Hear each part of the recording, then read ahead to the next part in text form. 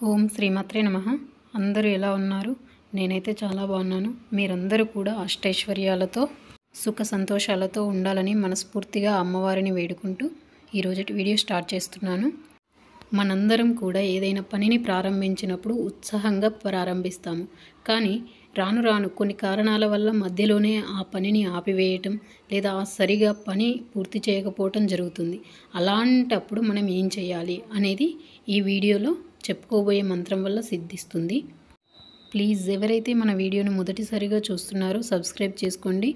ఈ వీడియో నచ్చినట్లయితే లైక్ చేసి కామెంట్ చేయండి జై వారాహి మాత అని. ఏదైనా పనిని మనం ప్రారంభం చేసిన తర్వాత ఏదో ఒక రూపంలో ఆ పనికి ఏదో ఒక అడ్డు వస్తూనే ఉంటుంది. ఫర్ ఎగ్జాంపుల్, ఏదైనా ఇల్లు కట్టినప్పుడు మనం ముగ్గు పోస్తాం. ముగ్గు పోసిన తర్వాత కొంచెం బేస్మెంట్ అవన్నీ లేచిన తర్వాత మధ్యలోనే ఆగిపోవచ్చు. ఏదైనా కారణం కావచ్చు, డబ్బు లేకపోవటమా లేదా ఏదైనా ఇష్యూ అవ్వటమా అలాంటివి. ఇక పెళ్లి సంబంధాల విషయానికి వచ్చినట్లయితే పెళ్ళిళ్ళు దగ్గర దాకా వచ్చి వాపసు పోవడం, వస్తుందన్న ఉద్యోగం రాకపోవటం, ఉద్యోగంలో ప్రమోషన్లు రాకపోవటం, సంతానం నిలవకపోవటం, భూ వివాదాలు, భూ తగాదాలు, ఇలా ఏ సమస్య అయినా కానీ ఈ వారాహి కార్యసిద్ధి మంత్రాన్ని జపించండి.